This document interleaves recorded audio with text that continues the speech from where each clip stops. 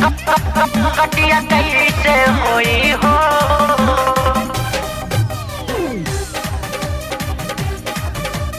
कैसे होई हो।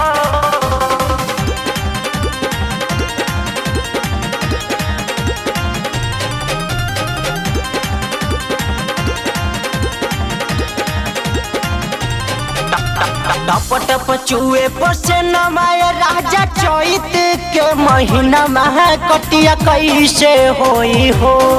कटिया कैसे होई। टप टप चुए पसेना माया राजा चैत के महीना में कटिया कैसे होई हो। ए राजा कैसे होई हो। तू गहिला बोले नहीं अहिला कटिया कैसे होई हो।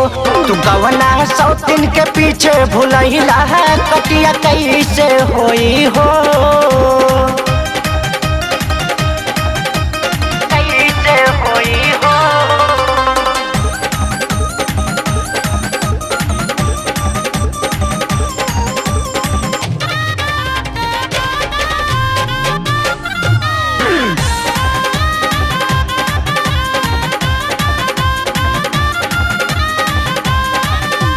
चोली से टप टप चुए पसेना मनवा भतार बिना लागे कहीं ना।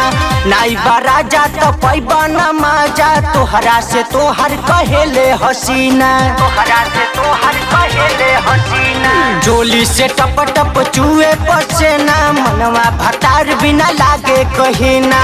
नाई बारा जा तो पैबा न माजा तोहरा से तोहर कहेले हसीना। ठंडी के मजा राजा लेके चल गईला है कटिया कैसे होई हो। कटिया कैसे होई हो। ठंडी के मजा राजा लेके चल गईला है कटिया कैसे होई हो। ए राजा कैसे होई हो। तू गहिला है बोले नहीं अहिला कटिया कैसे होई हो। तू गवना सौतीन के पीछे भुलहिला कटिया कैसे होई हो। कैसे होई हो।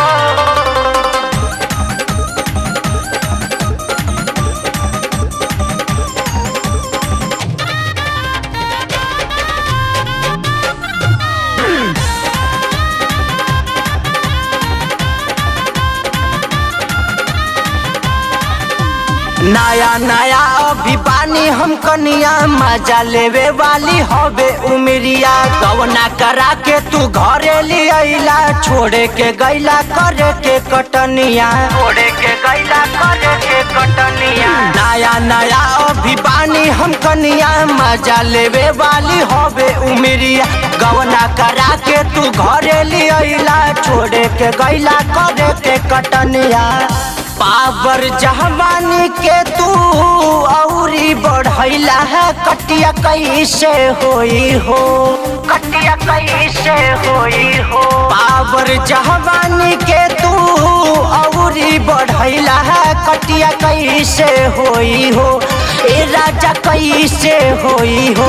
तू गहिला है बोले नहीं अहिला कटिया कैसे होई हो। तू गवना सौतीन के पीछे भुलहिला कटिया कैसे होई हो। कैसे होई हो।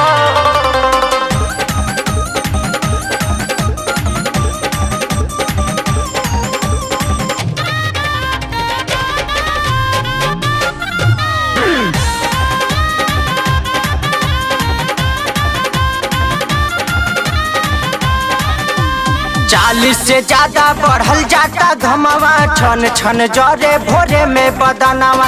अपने वाली खाली करेला राजा तन को न मानेला हमार कहनवा।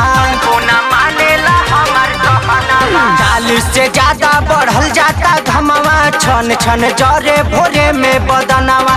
अपने वाली खाली करेला राजा तन को न मानेला हमार कहनवा। आज के मुँह से ज्यादा मनवा बढ़ैला है कटिया कैसे होई हो। कटिया कैसे होई हो।